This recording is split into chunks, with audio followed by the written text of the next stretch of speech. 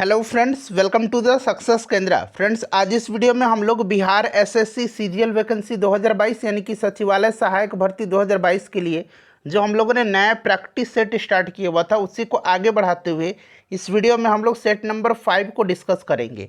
इससे पहले ऑलरेडी मैंने आपको सेट नंबर 1 से लेकर के 4 तक कवर करा दिया था। तो फ्रेंड्स, अगर आपने इन वीडियोज़ को नहीं देखा है तो निश्चित रूप से देख लीजिएगा। इन सभी वीडियोज़ का लिंक मैंने आज की इस वीडियो के डिस्क्रिप्शन बॉक्स में दे दिया है।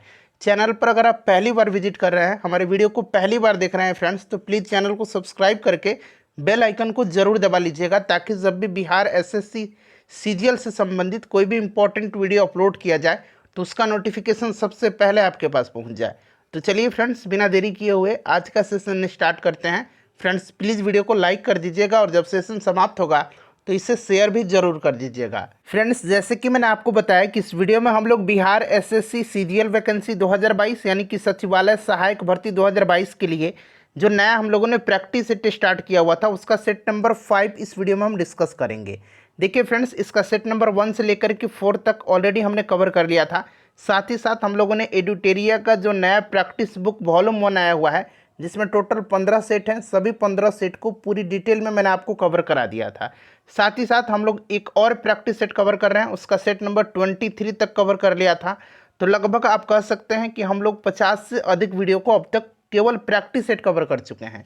इसके अलावा प्रीवियस ईयर क्वेश्चन पेपर को 2011 से लेकर के अब तक बिहार एसएससी का जो घटना चक्र है उसको मैं आपको सब्जेक्ट वाइज कवर करा रहा हूँ। सभी का लिंक आपको डिस्क्रिप्शन में मिल जाएगा, देख लीजिएगा। चलिए फ्रेंड्स, सेशन आज का स्टार्ट करते हैं। फ्रेंड्स, प्लीज़ पहले वीडियो को लाइक कर दीजिएगा। आज के सेशन का पहला प्रश्न पढ़ेंगे कि आधुनिक युग का मनु किसे कहा जाता है। देखिए, आधुनिक युग का मनु किसे कहा जाता है। फ्रेंड्स, अगर आपको आंसर पता है तो आप आंसर कमेंट बॉक्स में देख करके बताते चलिएगा। साथ ही साथ जो भी मैं एक्सप्लेन करूंगा उसको ध्यानपूर्वक सुनिएगा। इससे क्या होगा कि एक प्रश्न के साथ साथ आपके 2 से 3 प्रश्न जो हैं कवर होते चलेंगे। तो देखिए, आधुनिक युग का मनु भीमराव अंबेडकर को कहा जाता है। राइट आंसर इसका ऑप्शन नंबर बी हो जाएगा। ठीक है, यहाँ पर देखिए बीएन राव जो थे ये भारतीय संविधान निर्माण के समय ये संवैधानिक सलाहकार थे। उसके बाद देखिए फ्रेंड्स, एमजी रानाडे ने पूना सार्वजनिक सभा की स्थापना किया था। प्रार्थना समाज के संस्थापक सदस्यों में से रहे थे ये, और ये ब्रिटिश काल के भारतीय न्यायाधीश, लेखक एवं समाज सुधारक थे। महात्मा गांधी के बारे में तो आपको पता ही होगा। चलिए, महात्मा गांधी को जो उपाधि दी गई थी, महात्मा, राष्ट्रपिता, बापू, अर्धनग्न फकीर। ठीक है, चलिए आगे बढ़ेंगे।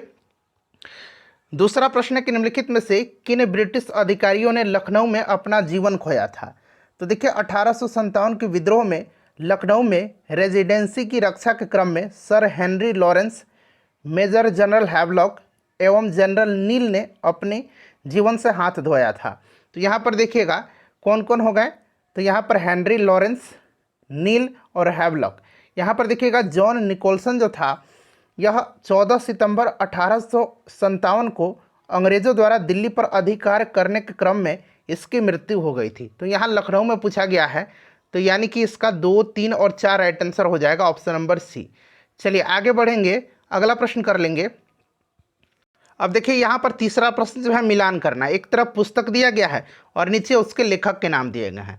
तो देखिए, the first Indian war of independence 1857 से 1859, इसको लिखा है कार्ल मार्क्स और फ्रेडरिक एंजल्स ने। तो यहाँ पर देखिएगा कार्ल मार्क्स दिया गया है। ठीक है, उसके बाद the causes of the Indian revolt, इसको किसने लिखा है। तो फ्रेंड्स, इसको लिखा है the causes of the Indian revolt Syed Ahmad Khan ने। तो यहाँ पर देखिए सैयद अहमद खान। उसके बाद देखिएगा the first war of independence VD. Savarkar और 1857 एस.एन. सेन ने लिखा है। तो बिल्कुल ये क्रम से है।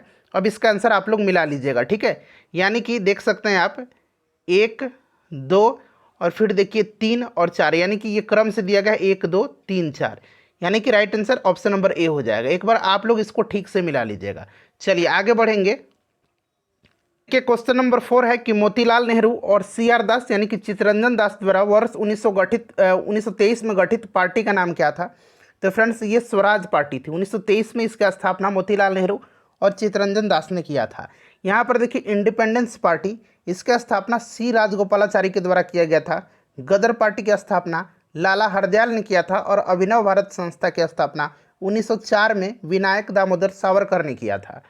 चलिए आगे बढ़ेंगे फ्रेंड्स। वीडियो के लास्ट में आप सभी लोग अपना अपना स्कोर जरूर कमेंट करके बताइएगा और देखिए पूरा सेट लगाइएगा, तभी जा करके फ़ायदा होगा।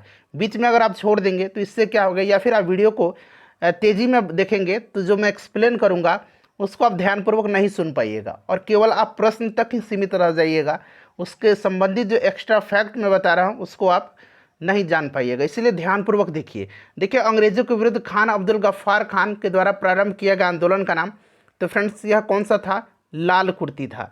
ठीक है, खान अब्दुल गफ्फार खान को सीमांत गांधी के नाम से जाना जाता है, आपको पता होगा। क्विट इंडिया भारत छोड़ो ये 1942 में महात्मा गांधी के द्वारा, और खिलाफत आंदोलन जो है ये 1919 में जो है इसके संस्थापक अली बंधु, मोहम्मद अली और शौकत अली थे।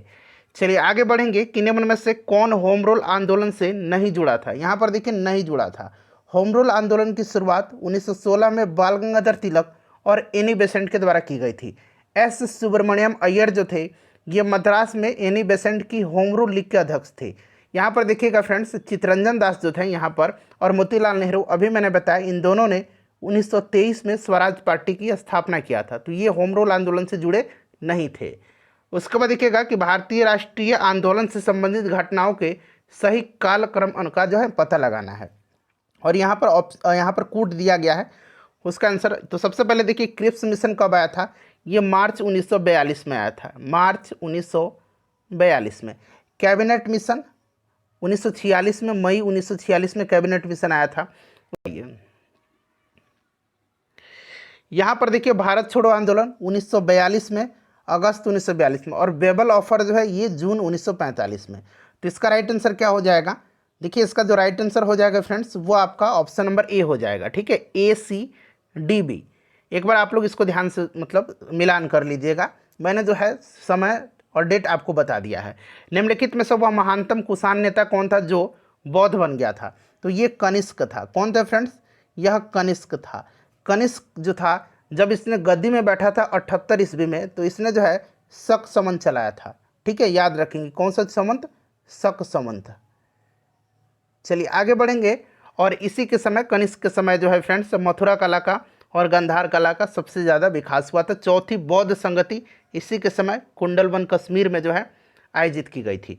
उसके बाद देखिए तक्षशिला के प्रसिद्ध स्थल होने का कारण क्या है, तो राइट आंसर इसका क्या हो जाएगा, गांधार कला। अभी मैंने बताया आपको गांधार कला और मथुरा कला का विकास जो है सबसे ज़्यादा किसके समय में हुआ था, तो कनिष्क के समय में। उसके बाद नेक्स्ट क्वेश्चन देखिए मिलान करना, एक तरफ पुस्तक दिया गया दूसरी तरफ उनका लेखक दिया गया। मनुचरितम ये अल्लासनी पेदना के द्वारा लिखा गया है। पारिजात अपहरणम ये नंदी तिम्मया के द्वारा, और पांडुरंग महात्मन तेनालीरामन के द्वारा, और अमुक्त मल्याद जो है ये कृष्णदेव राय के द्वारा लिखी गई पुस्तक है। तो बिल्कुल ये क्रम से दिया गया है। ठीक है, तो राइट आंसर इसका 1, 2, 3, 4 हो जाएगा। चलिए उसके बाद नेक्स्ट क्वेश्चन कर लेंगे कि किस यात्री ने तालीकोटा युद्ध 1565 के बाद विजयनगर साम्राज्य का भ्रमण किया और इस राजकीय नगर के विशिष्ट वैभव पर टिप्पणी की।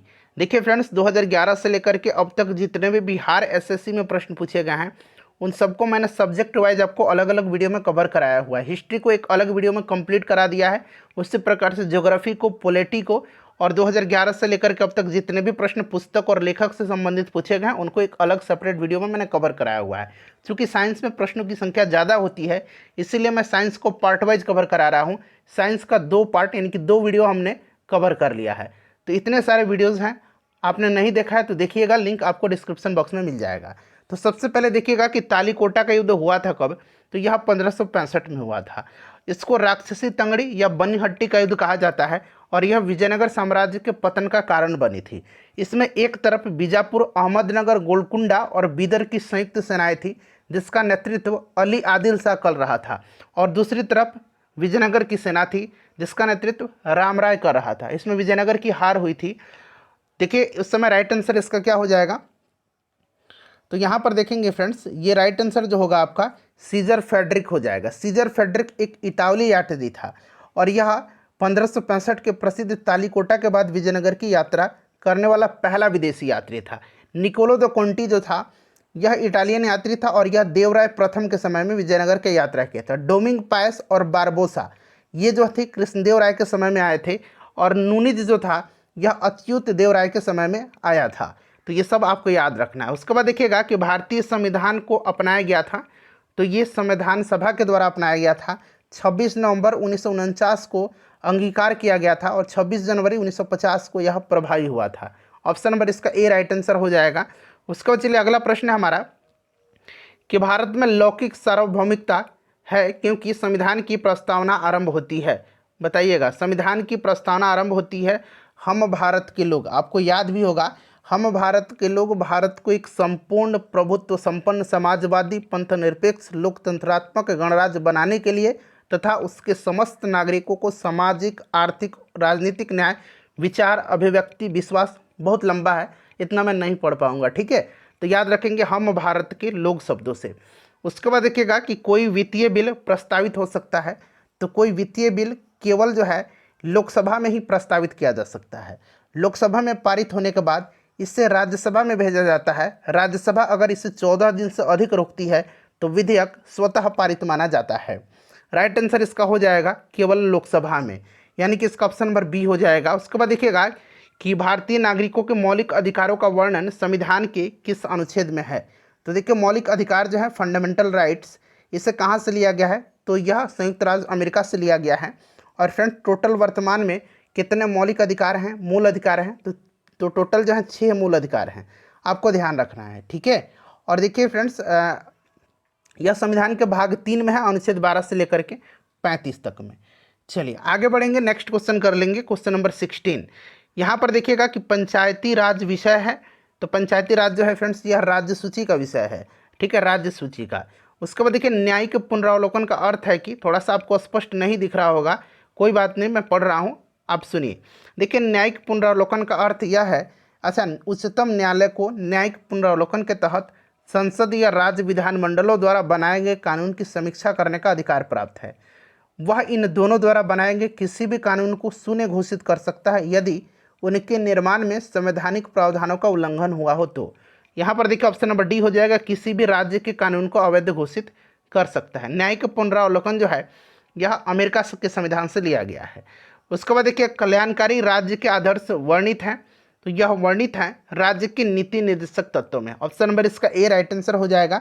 भारतीय संविधान के भाग 4 में है, अनुच्छेद 36 से लेकर के 51 तक में। आयरलैंड के संविधान से लिया गया है, ये सब ध्यान रखिएगा।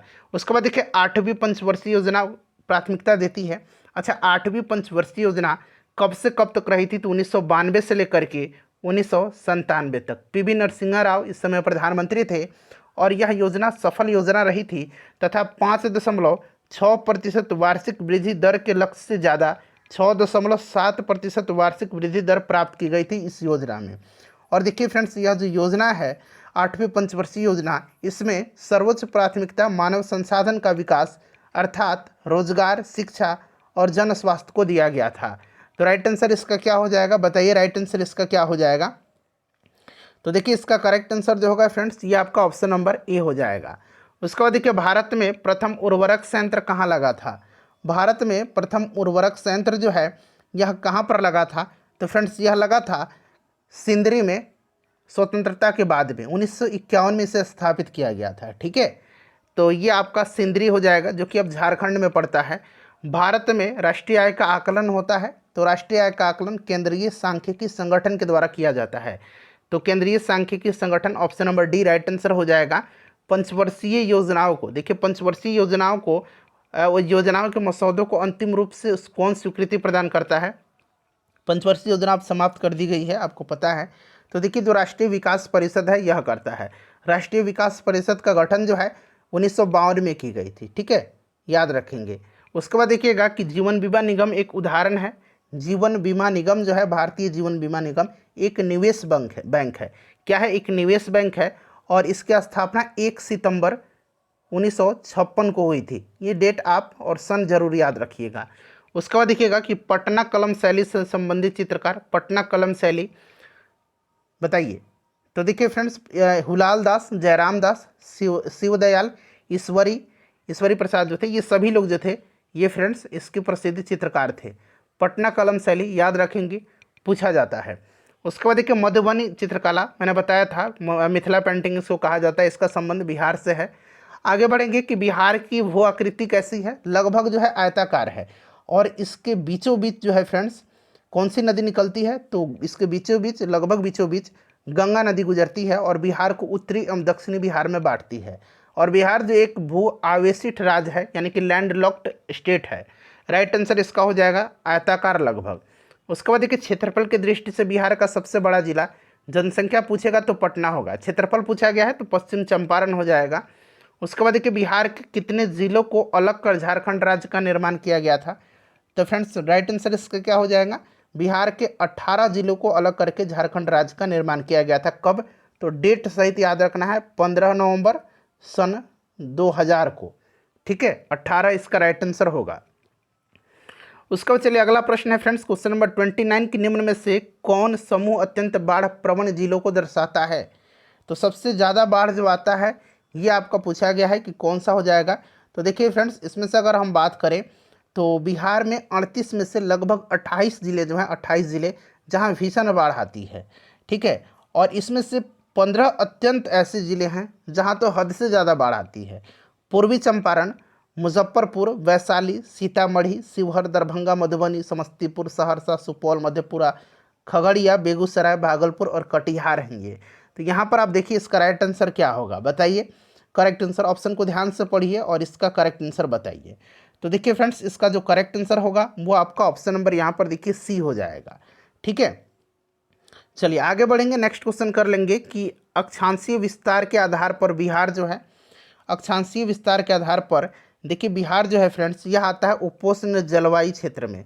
ऑप्शन नंबर इसका सी राइट आंसर हो जाएगा। ठीक है, किस में आता है, तो उपोष्ण जलवायु क्षेत्र में स्थित है।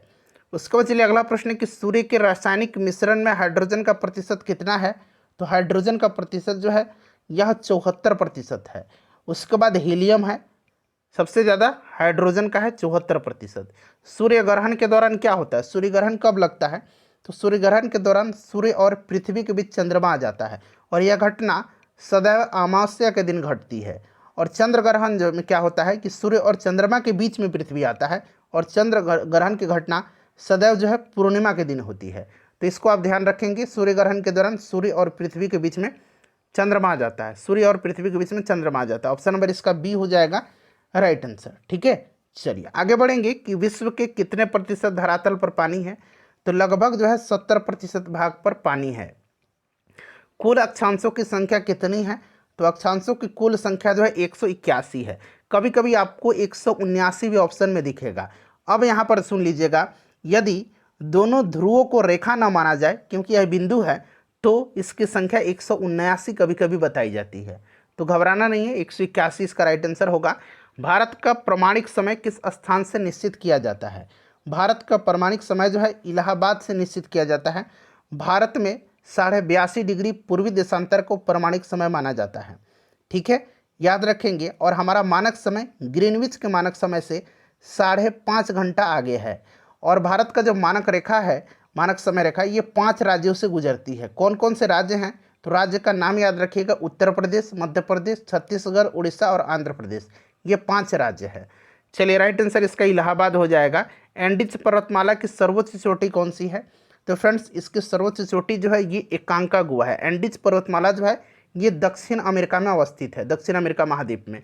सर्वाधिक रबड़ की खेती होती है, तो रबड़ की खेती सर्वाधिक जो है ये अमेजन तथा जायरे बेसिन में होती है। कांगो और जायरे नदी आपने सुना होगा। उसके बाद देखिए किस पाल शासक ने बौद्धों के लिए प्रसिद्ध विक्रमशिला महाविद्यालय की स्थापना किया था। विक्रमशिला की स्थापना धर्मपाल ने किया था। और उदंतपुरी की स्थापना जो है यह किसने किया था, तो गोपाल ने किया था। इन सबको ध्यान रखेंगे आप। उसके बाद देखिए कुंवर सिंह 1857 में विद्रोह के एक प्रमुख नायक थे, वह निम्नलिखित में से किससे संबंध थे, तो कुंवर सिंह बिहार के थे। ठीक है, याद रखेंगे बिहार के थे, ये आपको पता भी होगा, बिल्कुल बेसिक प्रश्न है। चलिए आगे बढ़ेंगे, नेक्स्ट क्वेश्चन कर लेंगे कि वर्ष 2021 में मलेशियाई ओपन स्क्वैश चैंपियनशिप में पुरुष एकल का खिताब किसने जीता था। तो फ्रेंड्स ये जीता था सौरभ घोषाल ने। और देखिए सौरभ घोषाल जो हैं यह यहाँ पर ध्यान देंगे मलेशियाई ओपन स्क्वैश चैंपियनशिप जीतने वाले पहले मतलब खिलाड़ी, भारतीय खिलाड़ी बने हैं। तो इसको ध्यान रखिएगा, राइट आंसर क्या हो जाएगा, ऑप्शन नंबर इसका ए हो जाएगा राइट आंसर। ठीक है, चलिए आगे बढ़ेंगे, नेक्स्ट क्वेश्चन कर लेंगे 41 नंबर कि बौद्धिक संपदा सूचकांक 2021 में भारत को कौन सा स्थान प्राप्त हुआ है।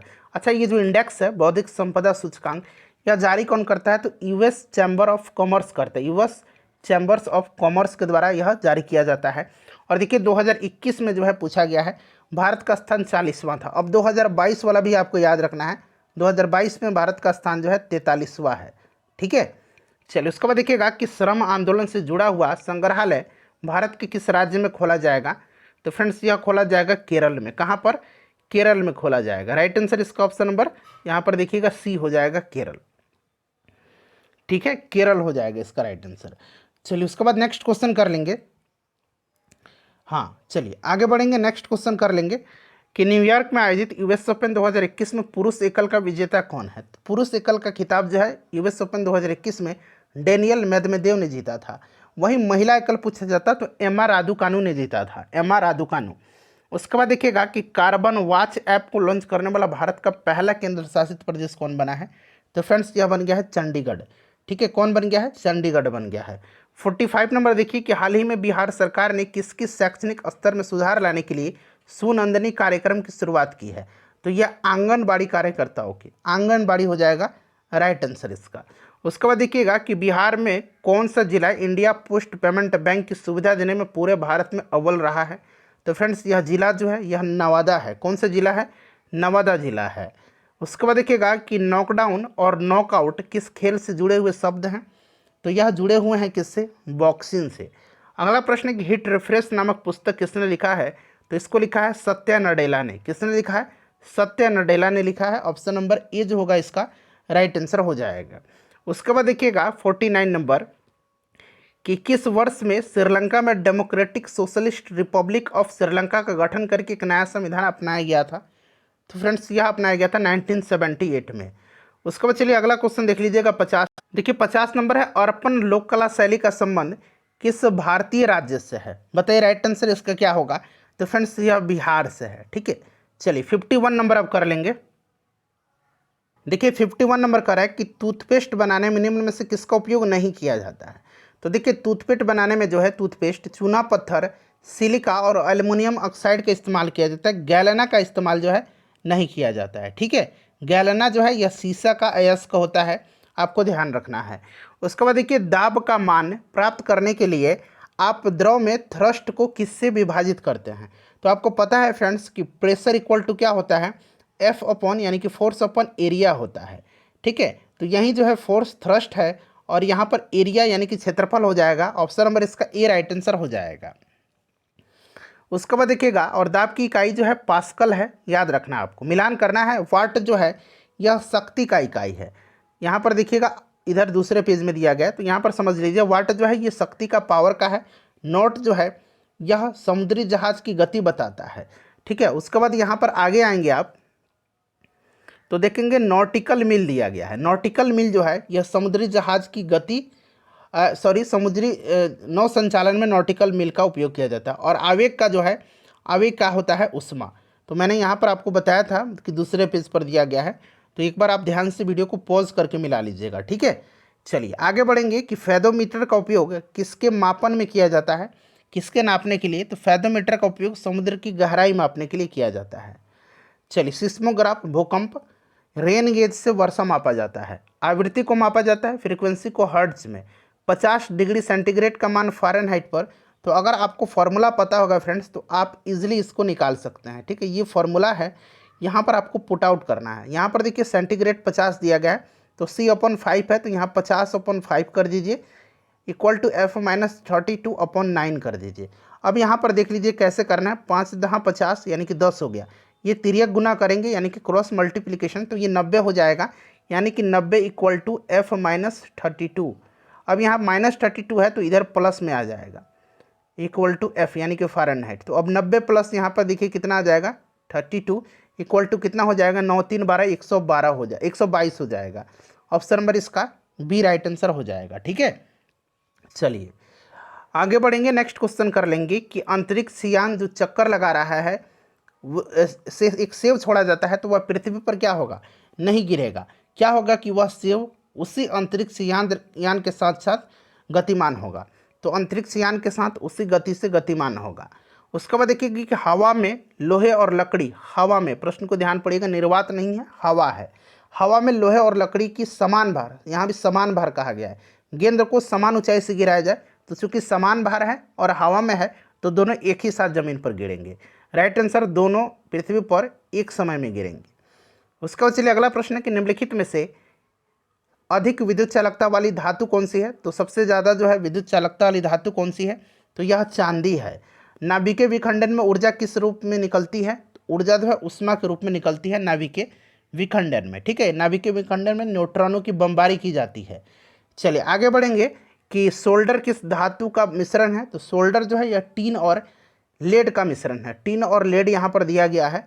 उसके बाद देखिए इनमें से कौन सी परमाणु अक्रिय गैस की है।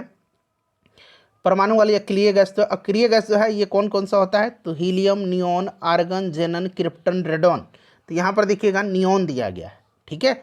चलिए आगे बढ़ेंगे कि भारी जल में, तो देखिए भारी जल क्या होता है, तो भारी जल का फॉर्मूला आपको याद रखना है, D2O होता है, ठीक है, ड्यूटेरियम होता है। और देखिए फ्रेंड्स भारी जल का अनुभार 20 होता है और भारी जल का इस्तेमाल जो है परमाणु रिएक्टर में मंदक के रूप में किया जाता है, ठीक है। और यह जो है हाइड्रोजन की जगह ड्यूटेरियम होता है। ऑप्शन नंबर इसका सी राइट आंसर हो जाएगा। उसके बाद देखिए किसी तत्व के समस्थानिकों में भिन्नता का कारण उसमें निम्नलिखित में से क्या भिन्न होना है। अब यहाँ पर ध्यान से सुनिएगा, किसी तत्व के समस्थानिकों में भिन्नता का कारण उसमें न्यूट्रॉन की संख्या का भिन्न भिन्न होना है। ऐसे तत्व जिसमें प्रोटॉन की संख्या समान लेकिन न्यूट्रॉन की संख्या भिन्न भिन्न होती है उसको समस्थानिक कहा जाता है। ऑप्शन नंबर इसका बी हो जाएगा। उसके बाद चले निम्नलिखित में से, यहाँ पर देखिएगा कि गैसों में से, निम्नलिखित गैसों में से कौन सी प्रकाश संश्लेषण फोटोसिंथेसिस प्रक्रिया के लिए आवश्यक है। तो इसमें से आवश्यक कार्बन डाइऑक्साइड है, ठीक है। उसके बाद चलिए नेक्स्ट क्वेश्चन है कि धूम्रपान से शरीर में ऑक्सीजन की कमी हो जाती है क्योंकि, इसका कारण आपसे पूछा जा रहा है, बताइए इसका राइट आंसर क्या होगा। अच्छा क्वेश्चन है, पढ़िए और ध्यानपूर्वक इसका आंसर मुझे बताइए, कमेंट कीजिए, ठीक है। चलिए देखिए इसमें क्या होता है कि इसमें ऑक्सीजन की कमी हो जाती है। क्या होती है, ऑक्सीजन की कमी हो जाती है। धूम्रपान से क्या होता है, कार्बन मोनोऑक्साइड अंदर जाता है, तो इससे क्या होता है कि रक्त में ऑक्सीजन तत्व की कमी हो जाती है, ठीक है। इसके अलावा भी आपको याद रखना है, इसके अलावा क्या होता है कि इसमें CO की मात्रा बढ़ जाती है। मैंने जैसे बताया कार्बन मोनोऑक्साइड की मात्रा बढ़ जाती है। चलिए उसके बाद देखिएगा कि जलचरों में भूचरों की अपेक्षा श्वसन क्रिया तीव्र गति से देखी जाती है, इसका कारण क्या हो सकता है।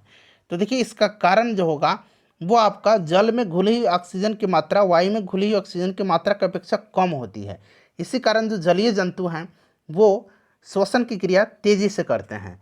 तो राइट आंसर इसका क्या हो जाएगा, वायु में जल की अपेक्षा अधिक ऑक्सीजन की मात्रा का घुला होना, तो ये वाला सही हो जाएगा, ठीक है। चलिए अगला प्रश्न है, एक मिनट, यहाँ भी दिया गया है कि जल में घुली ऑक्सीजन की मात्रा वायु में घुली ऑक्सीजन की मात्रा की अपेक्षा कम होती है। ये भी सही है, वायु में जल की अपेक्षा अधिक ऑक्सीजन की मात्रा का घुला होना। तो एक बार इसको आप लोग क्लियर करेंगे, ठीक है। मेरे ख्याल से तो इसका राइट आंसर जल में घुली हुई ऑक्सीजन की मात्रा का वायु में घुली हुई ऑक्सीजन की मात्रा की अपेक्षा कम होना, यानी कि ऑप्शन नंबर इसका डी जो होना चाहिए, मेरे ख्याल से इसका राइट आंसर होना चाहिए, ठीक है। चलिए आगे बढ़ेंगे, नेक्स्ट क्वेश्चन कर लेंगे कि जंतुओं में कौन सा अंग वसा को तोड़ करके कोलेस्ट्रॉल उत्पन्न करता है, बताइए इसका राइट आंसर क्या होगा। तो देखिए यह जो अंग है फ्रेंड्स, यह अंग कौन सा है, तो यह अंग लिवर है, यकृत है। ऑप्शन नंबर इसका डी राइट आंसर हो जाएगा। उसके बाद देखिए नेक्स्ट क्वेश्चन है कि कच्चे नारियल से प्राप्त नारियल पानी क्या है। तो फ्रेंड्स यह जो नारियल पानी है यह क्या है, तो यह केंद्रीय भ्रूणपोष है, ठीक है। तो यहाँ पर देखिएगा इसका राइट आंसर हो जाएगा केंद्रीय भ्रूणपोष। ऑप्शन नंबर इसका बी करेक्ट आंसर हो जाएगा, ठीक है। चलिए केंद्रक युक्त स्वतंत्र केंद्रीय भ्रूणपोष है। पर्यावरण किससे बनता है, तो जैविक घटक, अजैविक घटक और भू आकृतिक घटक, इन सब से बनता है, ठीक है। तो राइट आंसर इसका ऑप्शन नंबर डी हो जाएगा। जीवन की उत्पत्ति नामक पुस्तक को किसने लिखा, तो फ्रेंड्स इसको लिखा है किसने, बताइए राइट आंसर क्या होगा। तो इसको लिखा है ओरिजिन ऑफ लाइफ पुस्तक, जीवन की उत्पत्ति, ओपेरिन ने लिखा है, ठीक है। तो राइट आंसर यहाँ पर देखिएगा ओपेरिन हो जाएगा। उसके बाद देखिएगा कि विषाणु होते हैं, तो विषाणु जो होते हैं फ्रेंड्स, विषाणु एक पूर्ण परजीवी होते हैं। यहाँ पर देखिए पूर्ण परजीवी हो जाएगा राइट आंसर इसका। उसके बाद देखिएगा कि चमगादड़, टिड्डे और कबूतर के पंख होते हैं। चमगादड़, टिड्डे और कबूतर के पंख एक एनालोगस यानी कि समरूप होते हैं। ठीक है, समरूप हो जाएगा। वह जीव जो मृत कार्बनिक पदार्थ पर उगता है उसको क्या कहा जाता है? बताइए, राइट आंसर इसका क्या हो जाएगा? उसको कहा जाता है सैप्रोफाइट। उसको कहा जाता है सैप्रोफाइट। ठीक है, चलिए आगे बढ़ेंगे। लास्ट क्वेश्चन है हमारा आज के सेशन का कि कार्बोहाइड्रेट पाचन के अंतिम उत्पाद क्या है? तो इसका अंतिम उत्पाद जो है मोनोसैकेराइड है। फ्रेंड्स, अपना स्कोर कमेंट कर दीजिए, वीडियो को लाइक कर दीजिएगा और इसको शेयर